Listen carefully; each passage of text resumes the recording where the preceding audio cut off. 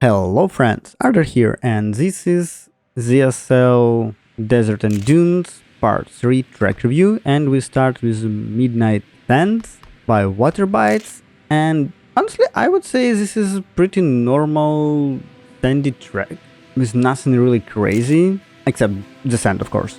I would say the only trick that is here is the loop on the barrier near the checkpoint 8. It's better to do the loop and not repeat how I did it. So yeah, normal track with probably one trick.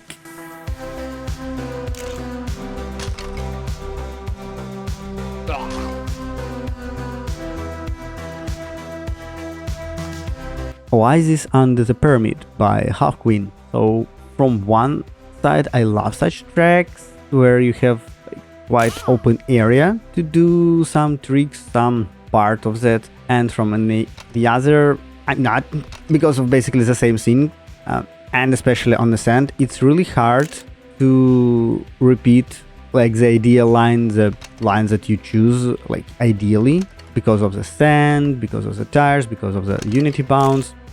So it's not really hard. I believe it's pretty easy to finish this track, but it will be really hard to do like after time or faster and do it constantly, because one tiny small bounce of unity can completely destroy your run, or in opposite give you way more advantage. Metal Desert by Mr. James. Okay, this is something not standard. There is metal in the desert. The blind jumps are quite okay.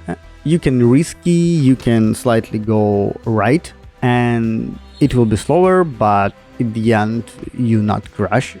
Overall, I really love it that you not drive a lot on the sand, or the part where you drive on the sand, you're using like off-road tires, so you have more grip than usual with normal tires. Yeah, as of track, I would say pretty normal. One blind jump at the beginning and potentially one unity bounce near checkpoint 4, and depending on it you can be really fast and beat after time.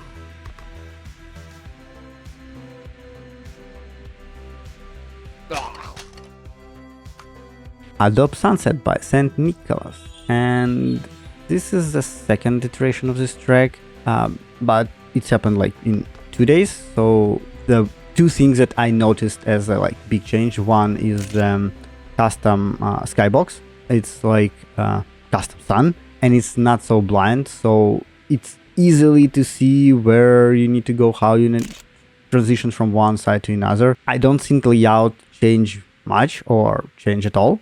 I would say overall it's like hard, semi-hard track, just because of all this jump from like sand part to slightly tilted one, and if you do it like wrongly, especially the last jump before checkpoint 2, it's easy to crash there and lose a lot of time, and probably the jump to checkpoint 4 also could be quite tricky, but all other parts are pretty doable, which I can't really say about Mirage by Kernkop track, and this is a problem for me. First of all, tracks are really confusing. And second, like by the rules, you can't have two finishers on the ZSL tracks, or risky hidden finishers, but if you have two, one of them always could consider as a risky one. So I really don't know how this track will be treated, because again, it have like multiple passes. Yes, they are all like crossing each other, but it also have two finishers, and one is slightly closer than another. I believe it's done because one is higher, so potentially you like going slower, so that's why it's going like slightly closer to compensate that. So potentially I think by Kernkop it should be like equal, but because of there's multiple lines, it's really hard to check and try all potential passes. Crazy Dunes by Mr. Cream. And first of all, there need to be a sign or something that you need to go left from the start, because on my first attempt I just go straight forward, nothing prevent you to do that, and I finished like in 20 seconds with just 2 checkpoints, and I said, okay, this is something wrong. So yeah, I spent 2 attempts just to figure out that you need to go left without using photo mode. But as of track, after you understand where and what you need to do, it's pretty doable, nothing really crazy on track. Some sandy parts are present, but not really much, honestly, and you can skip them by the barrier. The jump, it's probably the one tricky thing, but it's also easy to do. So yeah, quite easy track. Probably if I spend some time, I could beat after time, but well, who knows, who knows. Atreides by Artube.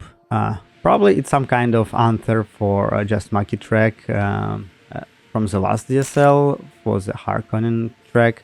If not, then it's definitely Byte for comment from Artube that I'm wrong. I really love these like ornithopters that are flying. I don't know how it impacts productivity of the map for different computers, but it is what it is, and it's really, really nice. As of track, most of it are pretty doable. The green arrow jump near checkpoint 4 give you like the good sign where you need to go, where you need to aim, but if you slightly screw up earlier on the track, you can easily crash there because you won't have enough speed to do the correct jump. After it, overall, I would say it's pretty doable. They at the Yacht Club by Can't Find the Sky, and probably someone stole all the water from their club. But as of track, I find it strangely hard to follow yellow-green line thing on all these blind jumps. For some reason, I found that on first attempt you need to go slightly left, and on second slightly right. It's helped me to land correctly. Again, maybe it's dependent on speed, on some other like unity bounds, I don't know, but if I do it straight, it's not give me the ideal line of landing. Giizer with some clever name, just imagine it. And as of track, I would say it's nice, calm, funny track with no really hard elements. Several tricks. You can use outer wall ride barrier to preserve speed. You can try go inner wall ride to even more save track time, speed, but the risk that you will come back with off-road tires, it's really hard to jump back. But even without any tricks, just driving normally correctly on this track, you can easily beat the after time. So I would say this is a nice, fun, calm track.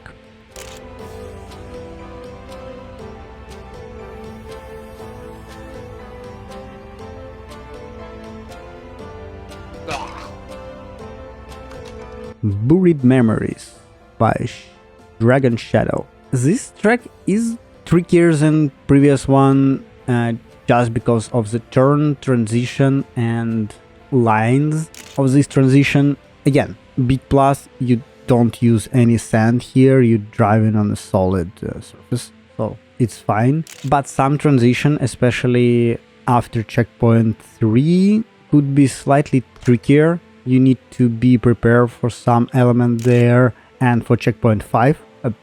But again, quite easy track, same as previous one, without any tricks and advanced technique. You can easily beat the after time. Oh, and one more thing, I don't know how AFK on this track should work, but for me, I always crash after like going straight. Okay guys, thanks for watching part 3 of Desert and Dunes track review. There are a couple days left for track submission, if I'm correct, and I hope there will be more tracks that we can play, we can choose and have some fun. And as always, don't forget to subscribe, leave like, comments, and see you next time. Bye!